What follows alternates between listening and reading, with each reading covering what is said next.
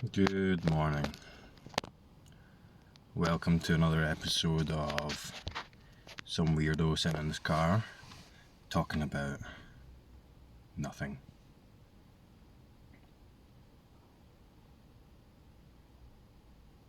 But if you're still watching, I know why you are. So let's respond again to some comments.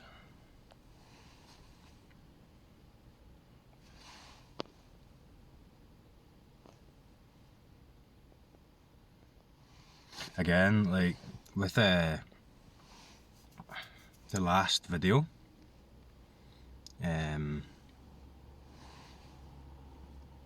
Jalaja, please tell me if I'm saying that correctly, because I'm not quite sure.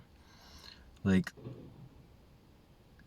people answer their own questions, and it happens so frequently. Like, with your question that I answered in the previous video, like, the answer's in there. But it doesn't really matter what the answer says in the conceptual sense in language. The answer's in there and how it feels. That you can feel the answer, and it seems confusing. And it is confusing to the mind, but what is it that's not confusing? And what do you need to take reference from that makes it seem confusing?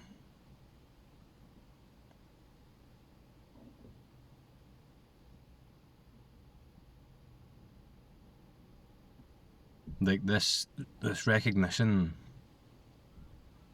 what's recognised, you could say, is self-confirming. There is no confusion in it at all. It's beyond certain. Say I look at, there's a tree in front of me. In the experience of that tree, forget the label tree, is there any uncertainty there? And if it seems like there is, what's making it look like that? Trying to figure it out. I mean, the tree is whatever that is there. It's not questionable in experience, although the mind can question it. But I notice it frequently in people's questions, there's the answer is there. And deep down, part of you knows, like I said, intuitive, but that might not make any sense to the mind, but deep down, part of you knows, otherwise the answer wouldn't be there. I mean, you could say me saying that the answer is there is an interpretation from this point of view, but I'm just talking from experience.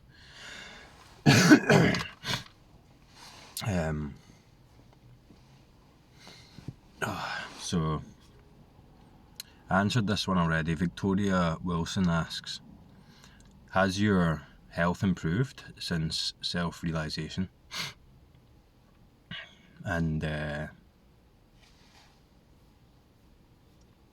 physically, at least in my case, everyone might be different. People might have poor health and health conditions. Yeah.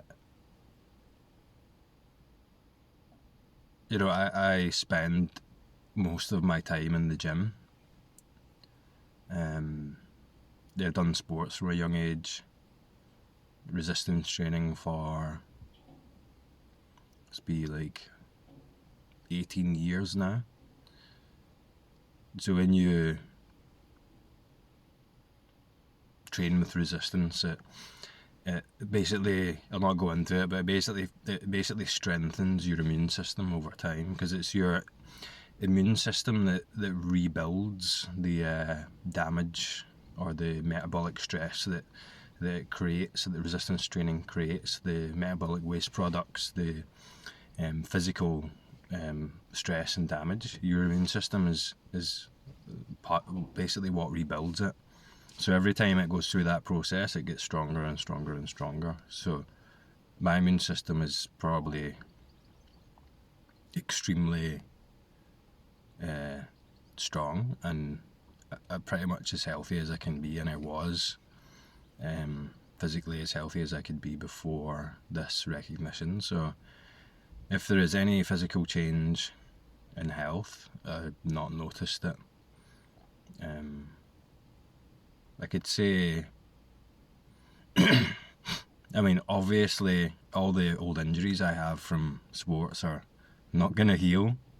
The wear and tear is done to an extent. That's not going to magically get better.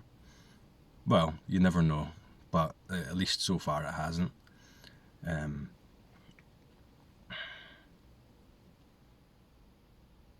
Sleep is better.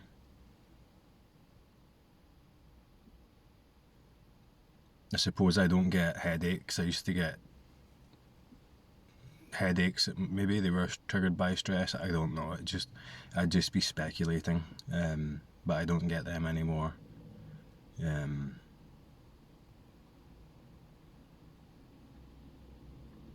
nothing else I can think of. So, I mean, I could speculate and say I imagine that if there are health conditions that are aggravated or made worse or even created by the link between physical and psychological stress, tension, then I imagine that it's possible that with this recognition that it could alleviate that, but that's just speculation. That could be nonsense. So, on the other hand, mental health, there's a massive difference, as in the mental health issues that I had before simply don't exist anymore. It's not as if they've been managed better, or it's not as if they're still there and lesser or being managed. They simply don't exist anymore. They're gone completely. And that goes for something which is considered to be irreparable or inherent in the circuitry of the brain or whatever. The addiction thing, the substance abuse disorder thing. There are many people who consider themselves to be in permanent remission, permanently an addict, permanently managing the illness. And I had that belief at one point too. I'm not saying that's not true for other people, because likely it is. But in my case, the illness isn't present anymore at all. At all. It's entirely gone, which is somewhat miraculous. The other, it's strange. You don't notice how much you're suffering. You don't notice how much psychological, pathological activity that there is there before this recognition. Throughout this process, you become aware of it. So in a sense, it is a bit daunting. It gets worse in a way. And then after a while, you don't just notice that, oh, it's gone, I get rid of it. It almost creeps up on you. You almost don't notice that it's not there, because there's nothing referencing the comparison or me suffering from this and me trying to get cured from this. It just simply isn't there anymore. I could say that there are patterns of, I guess you could say it's thought or narrative that fluctuate, and they have a reminiscent flavour quality to them,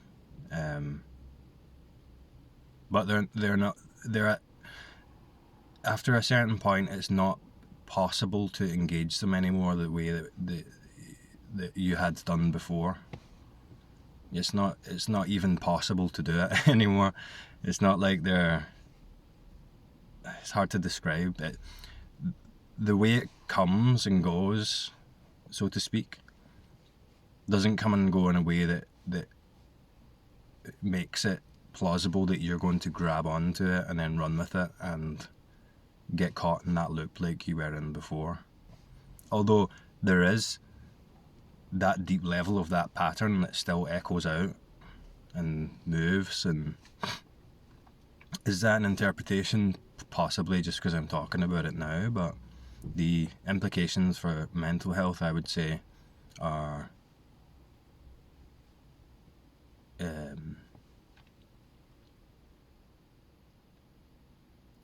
far beyond anything that could be imagined. And that doesn't mean to say that there isn't a relative aspect of, say, awareness of behaviour, awareness of like operating in the conventional world and relation and stuff like that. Yes, that's all still necessary. It's not like you opt out and then that's it. It's not like that. You know, you confront the hard parts. Like, you confront what you've been ignoring. You're presented with what you need to address, and it turns out that what you need to address had been avoided like the plague by this separation, and that's partially what was creating all of the struggle. Anyway, that's a tangent. Where are we? Okay, so this is what I wanted to talk about. M. Penyak says, beautiful and eloquent, love it. It's midnight and I'm just listening to this on my daily beach walk. Beach walk at midnight, that sounds really cool. Besides walks, I enjoy working out in the gym with music. Funny you mentioned the possibility of awakening in these situations. Yeah, I mean, let me go on. I'm not surprised at all, but I haven't heard it from anyone else before. I've been saying it for years that I consider this, as well as anything else, a meditation.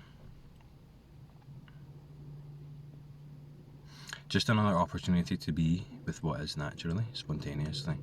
If you see my last video, you'll see that the way I train is quite unusual. I didn't know you had videos.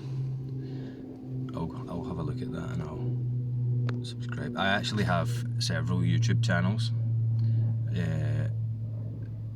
One of them is just all training, weightlifting, some acrobatic stuff, parkour and all that. Some very old videos. So like yourself, I'm very physically inclined, and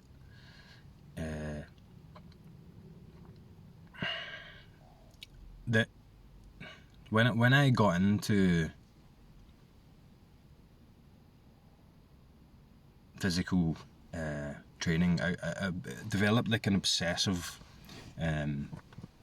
but passionate relationship with physical culture, and that came around about a time where I first got into Buddhism and Vedantic philosophy, and there was a clear overlap there, although I was very mind active at the time and very based in concepts and theories and whatnot. But to me it was natural and obvious. Intuitively it was clear that there was an overlap there between physical engagement, which is all in the senses, and let's say spiritual development or meditation. You know, I didn't have to learn about that relationship. Let me think.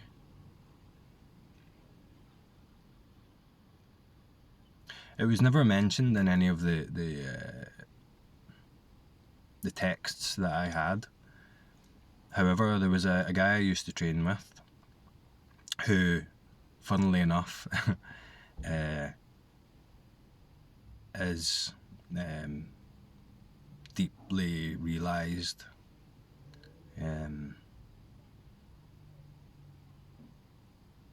very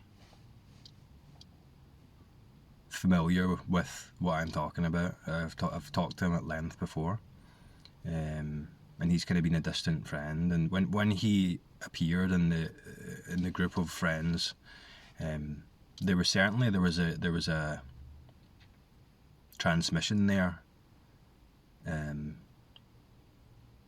I felt it straight away. I even felt it before I met him in person when I talked to him on I think it was MSN Messenger at the time, and I suppose he's one of the people who introduced me initially to meditation. And he had a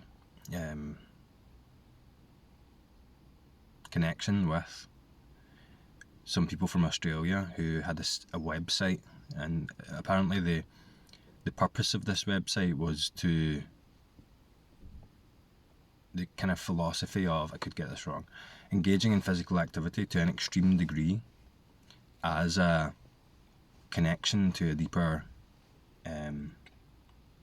direct experience of reality, or as a meditative exploration, not just a physical endeavour with goals or purpose, but the purpose was to go deeper into yourself, to inquire, to meditate. It's strange, this is all kind of coming back to me now. I've not thought about this for ages, but it all kind of pans out in a very interesting and perfect way. But yeah, it seems that Frank Yang, if anyone who watches my channel will probably know about Frank Yang. Sorry, I need to crack my back. Speaking of old injuries, yeah, check him out. What was I talking about?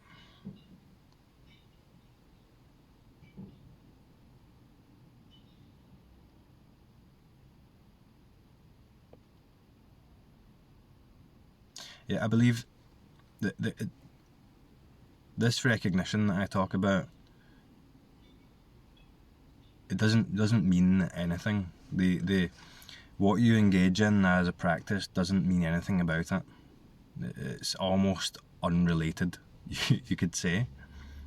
I would always encourage, as I say frequently, engage in something that you enjoy. Physical exercise calms the mind, let's say. You're engaging the immediate physical environment and your senses. That in itself is meditation. So there was a period for me where I was very physically able, had developed physical abilities that were anomalous, you could say. I developed a very high level of physical strength and agility and so on. And because I had this need for immersion, this need for unity, it took me to engage in very extreme acts of risk and physical endeavours. And because of that, this brought recognition from my peers as being good at something, as being the best at something. And with that came inevitably the identification with that identity and the ego that developed from that. An ego that was particularly strong, particularly dysfunctional, particularly pathological, because there was also this addictive quality, this obsessive quality, this repressed anger, this discontentment, this suffering. And that generated this character, and this character became something that seemed to carry the physical endeavours from there forwards. And then it became not so much about engaging with it for the pure joy, but being the best, being competitive, being better, having goals, making money, all those time-based pursuits based on this identity, this separate character. So it lost a lot of its purity that was there initially. But there was always that I explained before. It was always present. It was always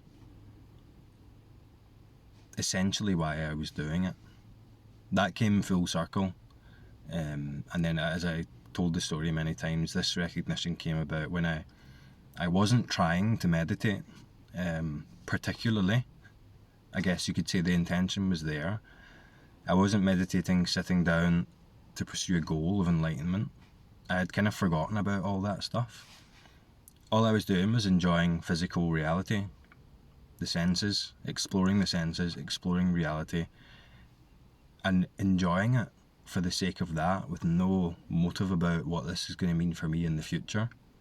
That I'm going to attain enlightenment or any nonsense like that.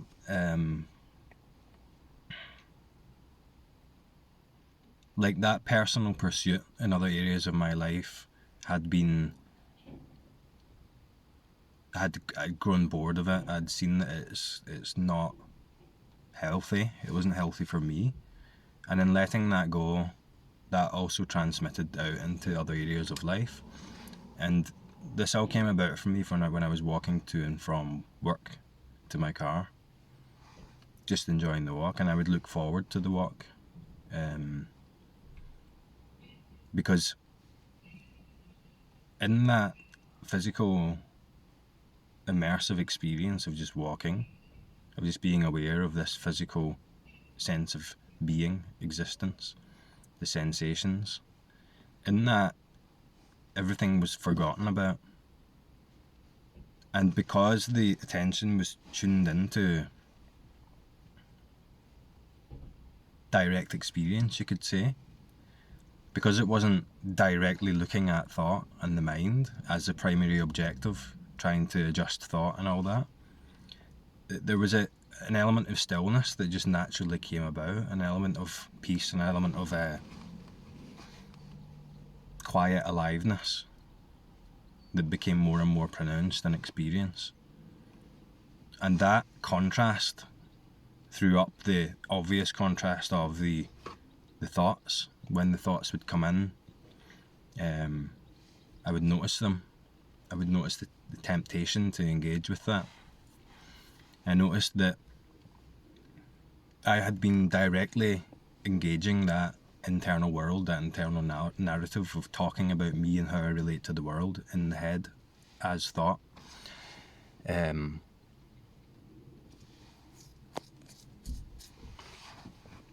This was something different, and I could feel it. I was what seemed to be choosing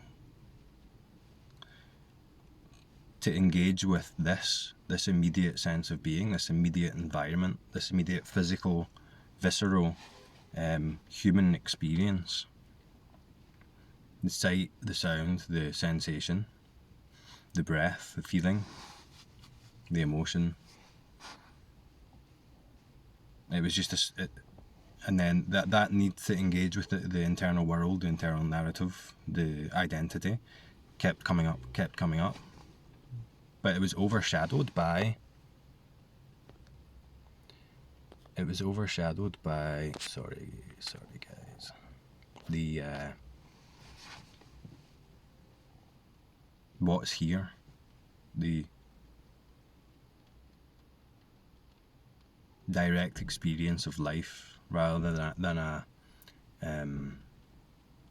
thought fabricated representation of life based on a position of separateness as it relates to past and future and objective content and stories. That's it. It was so simple. It's so simple. I remember in the first video I posted, I remember saying something like, is this it? Is this what they're all talking about? Because when you engage it through the mind, it seems like something completely different. It seems like something it's not. It seems like you have to get something that is not, get something that's not here. And then it creates a representation of what this all means for me, rather than bringing the attention. You hear it so much, just this, and that loses meaning, and then we don't hear it anymore, but just this. Engage with what's here, and that could be thought as well. I'm just describing the way it kind of came about for me. But when it dawned that it's just this is it. This is it. And it didn't need to be described or confirmed or, well, it did go on to be described as an experience frequently by me at the start of this channel, but in the actual recognition, it didn't need to be described. It was so obvious. It was self-confirming. It was just this. And I was like, that can't be it. Is this it? Is that all this is? And with that, then it becomes clear that this is all there is. This is it. This is the meditation. This is presence. Present isn't something you do in a specific time period alongside a related activity that means you're present. Presence isn't something done by me. You know, presence is all there is. This is presence. Even the thoughts that talk about past and future appear presently as one thought that appears right now. They're made of presence. The whole internal world is made of presence, although it seems to refer to a past and future. So with that, the distinction between meditation and not meditation, immersion in oneness and separation, took a hit. It still remained, and there was some belief in that, but it took a hit, and it was clearly seen that it is always here. That which we're seeking is always here. It just seems to be obscured by this illusion. And with that went the whole conceptual idea of that I'm going to get something in the future, that this is a pursuit based on a goal. And that goal, I think, is going to be like this, based on what I heard other people talk about. And you probably hear it all the time. It's nothing like you think it is. It's more real than that. Much more obvious than that. Much more non-conceptual, impersonal than that.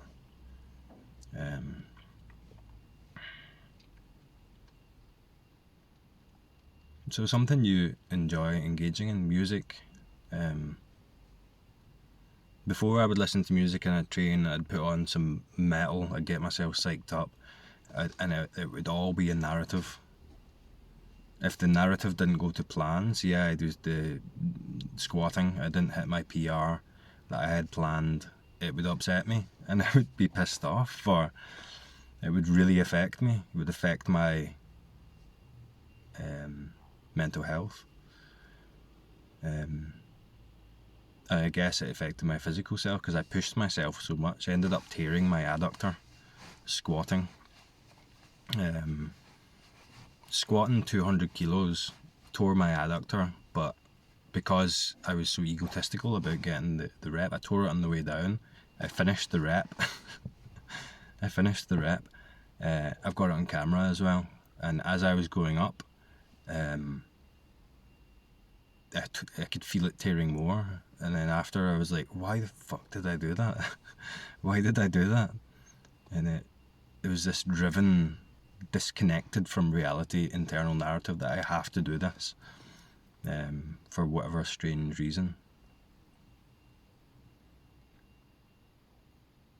Now exercise is immersion in the senses. The body says no. You know, there's some... It's strange. I used to push myself physically before too far. I would push myself to a point where it would be past the limits of the body, what the body wanted to do, let's say, because there was a narrative that said I had to. Now, if the body doesn't want to do it, it just won't do it. But it can, in its, let's say, comfort zone, right? And the comfort zone includes physical discomfort, right? It's capable of a lot. It doesn't need to be abused and pushed. You know, if exercise becomes something very different, it becomes like a dance in the kaleidoscope of sensory experience. It becomes a dance in the between seemingly locatable form and unlocatable formless sensation. It's so strange. It's so hard to talk about. It becomes incredibly enjoyable, such that because every aspect of life is still that, not limited to physical exercise. For myself, there's been a massive reduction in how much I engage physical exercise, because a lot of that was because I felt like I had to, and I just don't bother with that anymore. If the body wants to be active, it will be active. And that sounds like a cop-out. You know, if someone else takes that philosophy and applies it to their own physical health exercise routine, they'll probably just end up out of shape. But when you're truly connected to this physical experience, there's a wisdom in it, and you just know what to do.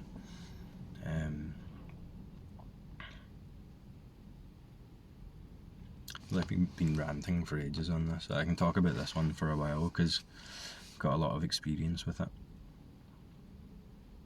And you said you see that the way you train is quite unusual. I can't comment on that until I have a look, but I will definitely have a look and I'll subscribe. Yeah, you've been saying for years that you consider this as meditation. Meditation is everything. The whole world is your monastery with regards to this. Infinitely accessible. You know, the spiritual, let's say, experiences that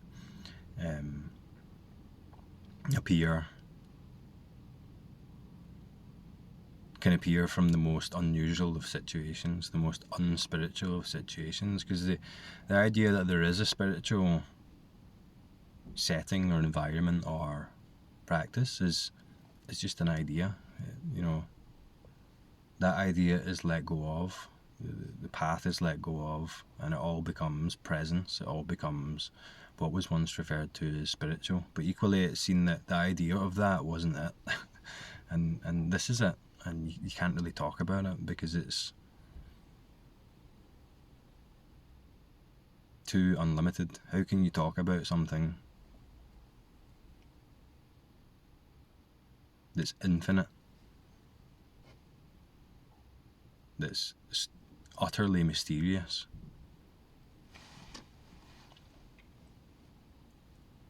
So finding something you enjoy that doesn't require continual engagement with the mental narrative and immersing yourself in that just for the pure sake of enjoyment.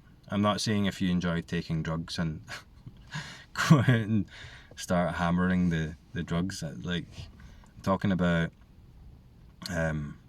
or if you have some sort of pathological urge to engage in a behaviour that is motivated by desperation and trying to escape from suffering or the feeling of of not rightness or separation, then of course there'll be some discernment in that, but there's an intuitive sense. It's something that you enjoy, that makes you feel engaged and connected to immediacy, that makes you, that you have an intuitive sense that's just right for you. And that can be anything. For me, it was walking.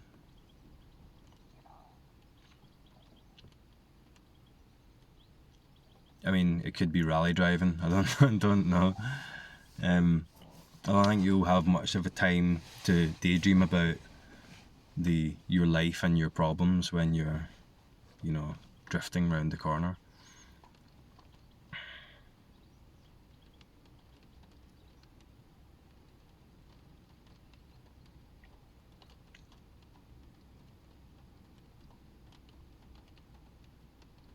But when you engage in a skill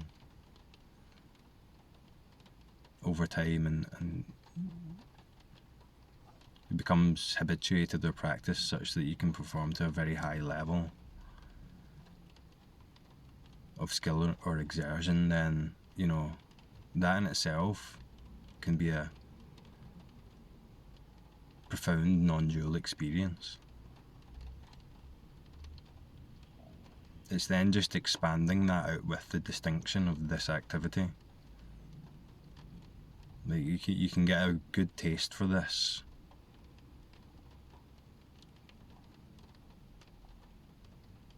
in any aspect of life, in any activity. What seems to be the problem is the suggested me at the centre of this and why I'm doing it. You don't need that. All you need is the doing of it. The doer doesn't have to be there. And if you think back, if anyone, I always reference sports because that's what I know. If you think back, say, if anyone's had a similar experience, back when I boxed, the coach would say, you need to go out and find your second wind, they called it. So you'd put on your gear and you'd go out and you'd run, and the guy would be driving his van, so there'd be the two coaches in the van, everyone running behind, and you had to follow the van. And you just kept running until you hit this point where something else takes over, and that's called the second wind, where you just get into this rhythm flow state because you've exerted so much that the self that's struggling against that activity just vanishes, and all there is the running, all there is the rhythm, the senses, the movement, all there is the doing without the doer. And that is a profoundly non-dual experience.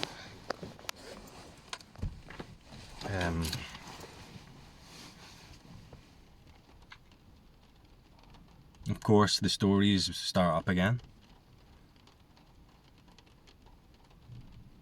but then we can see the contrast between the stories, the identity, and then this as it is, as it's happening, or seeming to happen anyway. How are we doing for time?